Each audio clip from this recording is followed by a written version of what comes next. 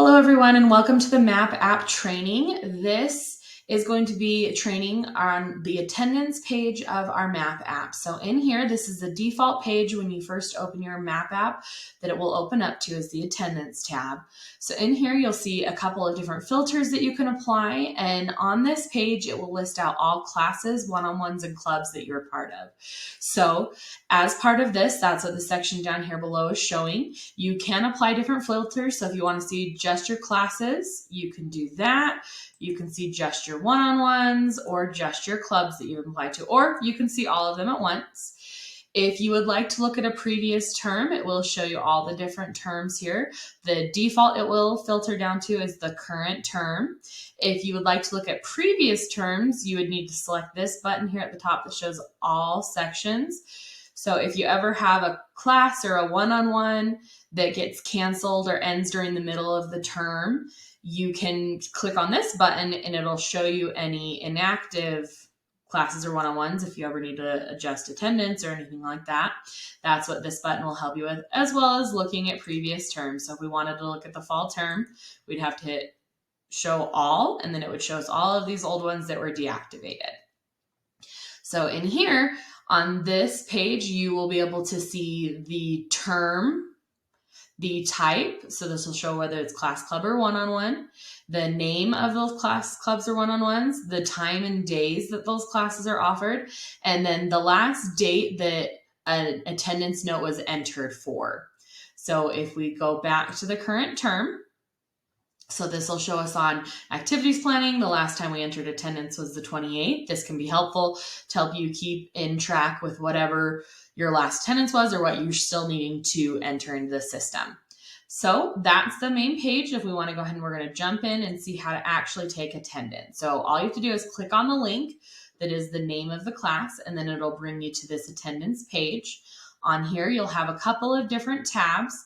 At the very top, the take attendance, this is where it defaults to, where you can just start taking the attendance for your class. We also have an attendance history tab, which we'll go into in just a moment. So in this next section down, we have the section where we're going to put the date of the class, the length of the class, and if you ever have a class that's not held, you would select the date, leave the length at 0, and then you would click no class held, and you would just hit submit attendance here at the bottom. And that's all you have to do when your class is not held. But if your class was held, you can either type in the date or click on this little calendar icon, and it'll allow you to enter in the date for your class. So we're going to say this class is held on the 4th. And if you want to enter the time, you can click here and type it in, or you can use these up and down arrows to get you to the time or length that you need. So once you've had that information entered, you want to come down here and start marking the attendance. So for student attendance, these are the specific details for each individual student that's in your class or your one-on-one or your club. So what you would do here is you would look at the student. So if you have multiple students in your class, multiple students will be listed here. Since this is just a one-on-one, only one student is listed. So I'd come in, if the student was present, I would mark that. I would mark their behavior and engagement scores. I would then enter in any attendance behavior notes or engagement and progress notes into these different boxes. Okay. Up here, you can see that there is a little link on these. So the link for each of these is all the same. What it does is it takes you over to our MAP app guidelines and tips document, which if you're not sure how to mark something or adjust something in your behavior scores or engagement scores, this will kind of give you a little bit of more information to help you know what to score a student.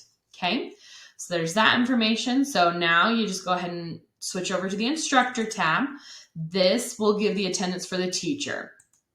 So you would just mark if you're present.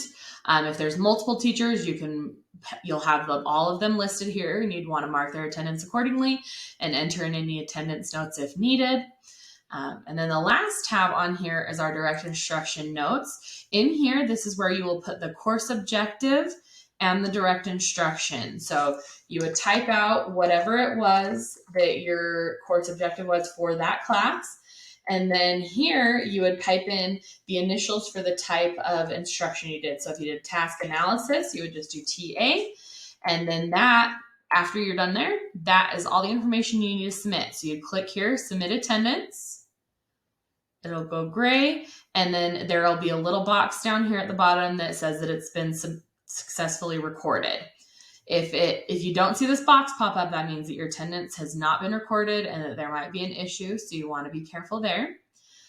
So if we go back into that, once you've already recorded attendance for a certain date, you will see this nice little yellow pop-up box that tells you it's already been recorded. So that way you don't do any duplicates of attendance for a certain class. Now, if you went and marked it on a different date, it wouldn't give you this pop-up. And if you ever need to delete any attendance, you would need to let me know, and I can get that removed for you on the admin side. So once you have done all of that and you've taken attendance, if you ever made a mistake or needed to change something for whatever reason, you just come here into attendance history. Then this will show you the attendance history for that class, one-on-one, whatever it is.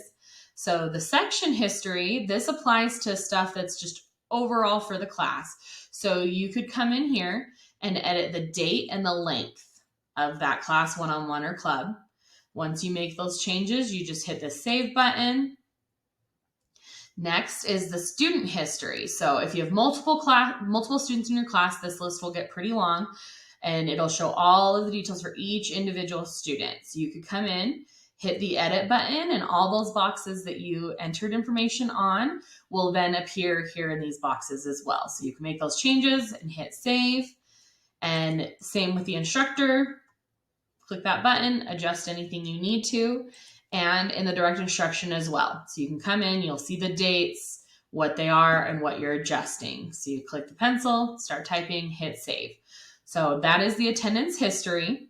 So pretty easy for just taking attendance. The next, for clubs, it is slightly different.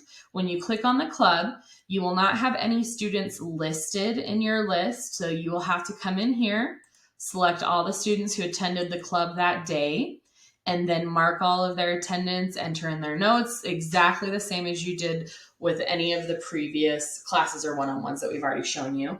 The only difference with entering attendance for clubs is that you have to select the students that are joining your club that day. So that way students who didn't join that day don't get marked negatively for not attending the club, since it's not a required class. So this is the training video for entering attendance. Hopefully this is helpful. If you have any questions, please reach out to your manager.